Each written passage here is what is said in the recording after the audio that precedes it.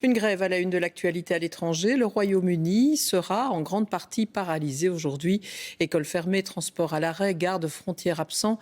Face à la crise sociale, plus d'un demi-million de citoyens sont même attendus dans les rues. Le pays n'avait plus connu pareille grogne sociale depuis 2011. Nathalie Massard avec Antoine Dave.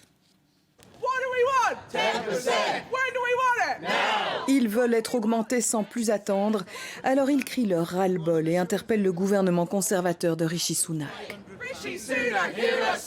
Whether you're a teacher, a train driver, a lecturer or a civil servant, or next week whether you're a health worker, you do not deserve to be poorer at the end of the year than you were at the start, even though you're working harder than ever before. And that is what we face.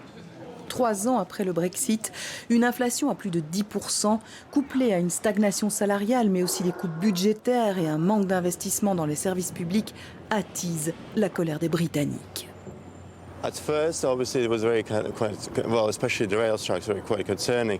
At this point, it has become almost a daily life occurrence almost. So everybody's quite concerned about their future here in general. It's sad teachers, kids are all wanting to do their exams, and I think it's a huge amount of pressure on everybody and depressing. Pour la première fois depuis le début des grèves, les enseignants ont rejoint le mouvement aux côtés des fonctionnaires, des conducteurs de bus et de trains ou des gardes frontières. 500 000 grévistes sont attendus dans les rues. Les profs se disent désolés, mais poussés à bout.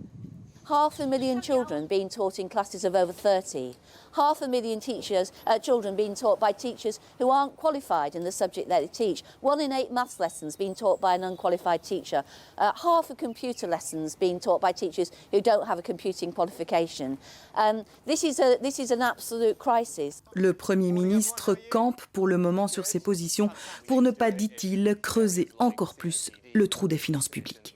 Le Premier ministre qui doit prendre la parole dans quelques instants. Hausse de prix, crise économique. C'est vrai que les Britanniques demandent au gouvernement de prendre aujourd'hui des mesures fortes. Marie Billon, il faut dire que ces derniers mois ont été particulièrement compliqués pour la population. Oui, effectivement, une inflation qui reste aujourd'hui à plus de 10%, 10,5%, et une économie qui ne devrait pas être très performante dans les mois prochains. Et bien tout ça, ça fait plutôt peur aux Britanniques, et donc notamment dans la fonction publique où les augmentations ont été spécialement réduites, en tout cas face au niveau de l'inflation. Par exemple, il y a eu des propositions à 4 ou 5% qui ont été rejetées par les syndicats, estimant que les fonctionnaires ont droit à plus. Eh bien, aujourd'hui, ce jour de grève qui est relativement coordonné est là pour dire au gouvernement que ces petites propositions, eh bien, les fonctionnaires n'en veulent pas. Ils estiment que la réponse du gouvernement, qui est que donner des augmentations plus importantes nourrirait l'inflation n'est pas une solution. 500 000 personnes sont aujourd'hui en grève. Aujourd'hui, les enseignants, comme vous l'avez dit, pour la première fois, les travailleurs de la santé seront en grève la semaine prochaine. Ils n'ont pas l'intention d'arrêter leur mouvement de grève. Le gouvernement, lui, n'a pas l'intention de céder à ces mouvements de grève. Voilà les précisions de Marie Billon, notre correspondante à Londres. Merci Marie.